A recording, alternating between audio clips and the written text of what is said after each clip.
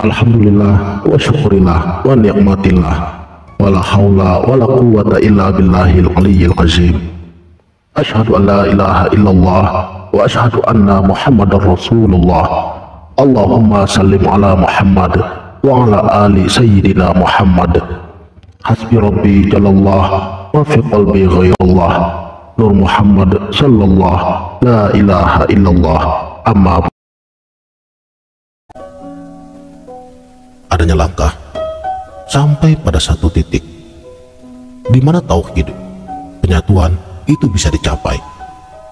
Ada yang menarik dari pernyataan Nabi Ibrahim alaihissalam di dalam surat Al-An'am ayat 75 sampai pada ayat 78,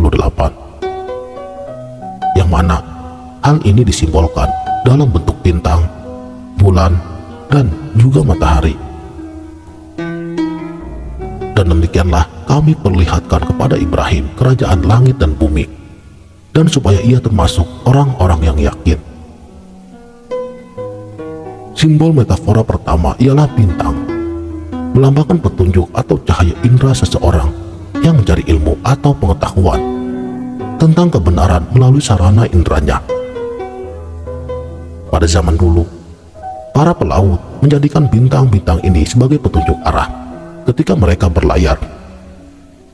Bintang itu tidak ubahnya seperti cahaya panca indera dalam diri manusia. Namun dengan cahaya indera ini, seseorang takkan bisa mencapai kepada hakikat ilahiyah. Pada simbol metafora yang kedua, yaitu bulan, adalah simbol cahaya akal. Dengan akal yang dibimbing oleh petunjuk atau cahaya syariatullah, seseorang dapat dekat kepada kebenaran dan kebajikan. Dengan cahaya akal ini, seseorang dapat mengungkap rahasia-rahasia ilmu Allah yang dapat ia buktikan dan ia saksikan lewat fenomena alam, dan keadaan ini akan membawanya kepada keyakinan yang lebih jauh terhadap kebenaran. Meskipun dengan cahaya ini, seseorang itu belum juga sanggup mencapai makrifat yang hakiki tentang ketuhanan. Sedangkan untuk simbol metafora yang ketiga ialah matahari. Ini melambangkan cahaya suci atau cahaya al-haq yang menerangi hati manusia, sehingga seseorang yang mengalami keadaan ini, ia memperoleh limpahan atau pelekatan sifat-sifat Allah ke dalam dirinya. Lewat cahaya suci ini, seseorang mengalami penyingkapan hati dan mata batinnya, menyaksikan supremasi ketuhanan dalam kekuasaan dan ilmunya. Akan tetapi, pada gilirannya, keadaan ini menunjukkan keberagaman dalam cara yang sama. Keberagaman dapat dilihat pada gagasan mengenai tempat bersandar dan yang bersandar, atau pada yang ridho dan yang diridhoi. Dan ini menunjukkan adanya jarak antara keberagaman dan tauhid itu sendiri. Keadaan semacam ini sebagaimana dinyatakan oleh Nabi Ibrahim alaihissalam, "Inikah Tuhanku?" Pernyataan dalam bentuk pertanyaan itu muncul pada 3 waktu yang berbeda. Satu pertanyaan yang sebenarnya bertujuan untuk menyatakan pengingkaran. Maksudnya, seolah-olah Nabi Ibrahim alaihissalam, beliau berkata, ini adalah sesuatu yang diciptakan, suka terbenam dan hilang. Lalu pantaskah ia menjadi Tuhanku dan Tuhan sekalian alam? Tidak, demi Allah, ini tidaklah mungkin. Ini bukanlah Tuhanku dan Tuhan sekalian alam, tetapi ini semua perwujudan dari kemahaesaan hakikat Tuhanku. Atau ia bisa juga mengatakan, apakah dengan cahaya panca indera, cahaya akal, dan cahaya suci, aku akan mengenal Tuhanku? Tidak, ini tidaklah mungkin. Bahkan kita tak akan pernah bisa mengenalnya, kecuali dengan melintasi dan melampaui ketiga cahaya ini.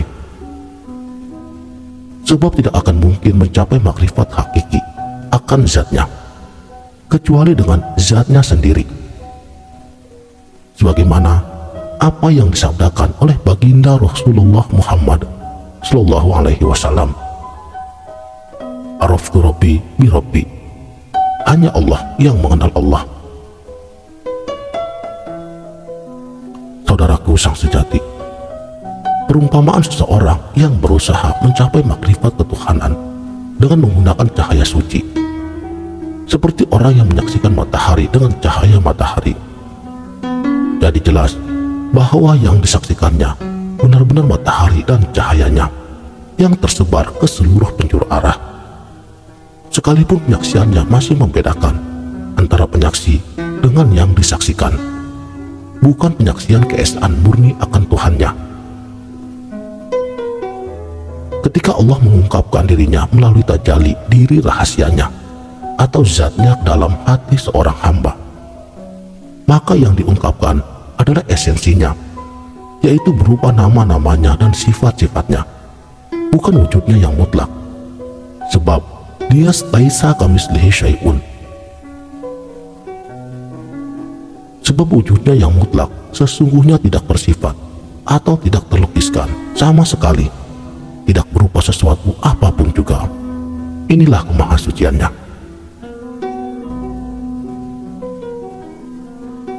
Zatnya adalah wujud yang mutlak, yang keesaannya tidak lain adalah zatnya sendiri.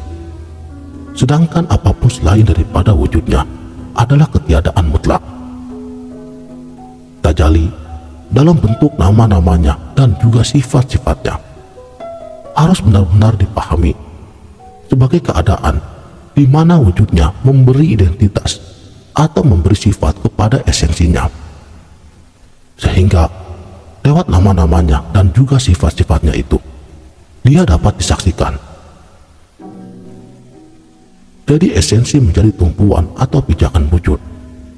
Dengan kata lain, pengungkapan keesaan Allah di dalam hati seorang hamba adalah pengungkapan diri yang maha nyata dari kehadiran keesaan zatnya yang mutlak, tanpa ada sifat atau lukisan apapun yang dapat melukiskannya, kehadirannya, keesaannya.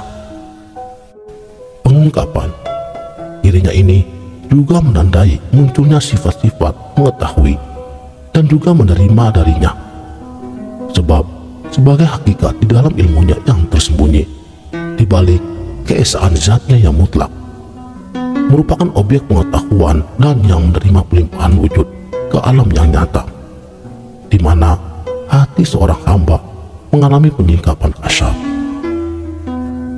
Gambaran keadaan ini dapat Anda lihat pada surat Al-A'raf ayat 172, di mana jiwa-jiwa menyaksikan kehadiran Robnya.